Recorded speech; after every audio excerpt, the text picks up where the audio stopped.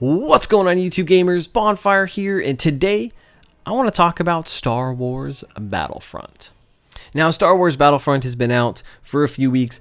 I've been playing it, and with my time with the game, I've noticed some things that are really good and some things that are not so good in this game, and that's what I want to talk about today. I want to let you guys know what I think are the good and the bad of Star Wars Battlefront. Starting with the bad, that way we can end with the good, end on a positive note, something I like to do. And the biggest thing that is wrong with this game, in my opinion, and I've said it before, is a lack of a single player campaign. This game is a multiplayer only game, and there is no traditional single player campaign. And to me, that is a huge missed opportunity. Star Wars is a vast and huge universe, and it is one of the greatest, if not the greatest, science fiction universe ever created. And you couldn't tell a story in there. There's so many little stories you could have told, and all I really would have wanted is just something to where I can really get that feel and perspective of what it's like to be a rebel or imperial soldier on the front lines in Star Wars. And that is absent from this game. Next are the unlockables, or in this case, lack thereof. This game has a total of, I think it's 11 weapons, as well as a little over 20 or so cards, and the cards represent your grenades, some special weapons and perks that you can equip in your setup, as well as there's a ton of character customizations. More on that in just a moment, but that's not a lot of stuff. There's no attachments, no camos to grind for, anything like that, which kind of makes sense, but there's not a lot here to really work towards and keep you playing this game. I know this has been a lot of people's complaints and critiques on this game, and I have to agree. There isn't a lot to keep you coming back and working towards. But I will say that I do feel like there's a good weapon variety in this game, and that actually really impressed me. Now, I just mentioned character customization, and that's the next thing that this game does so poorly. In this game, you can customize your character, but it's really only whether or not you wear a helmet and what your character's face looks like with these preset faces you can choose from. Now, when you get to the higher levels, there are 2 special soldiers you can unlock, but that's it. And that to me is extremely disappointing. I really wanted to go in and customize my character's armors, whatever helmets he's wearing, his belts, stuff like boots even, all that stuff. I wanted to just have a really unique, customizable character with all the things that are available in Star Wars, and I can't do that. It's such a shallow and uninspired character customization.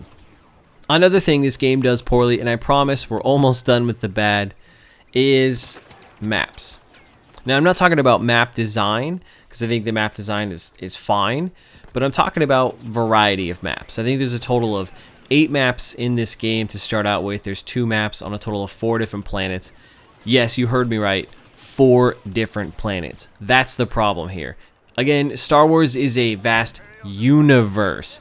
There are a ton of different planets to utilize in the game, and you didn't use any of them. Again, this is a huge missed opportunity, and it's just such a letdown. Now, I know they're going to have some DLC maps with the Season Pass, and I think they're going to have some free maps coming out, I believe. But still, we need more variety. We need to visit more planets, period.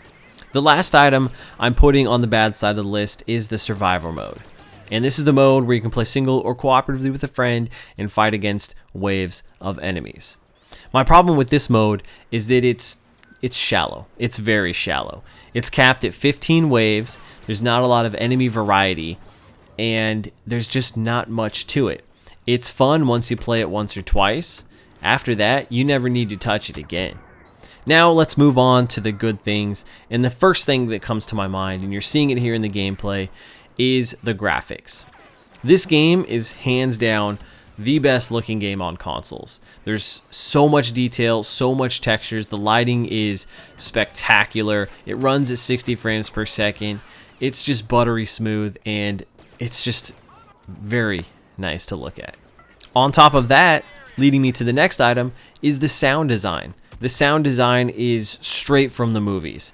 It's all the blasters, explosions, jetpacks, vehicles, all of that stuff is right on par with the movies.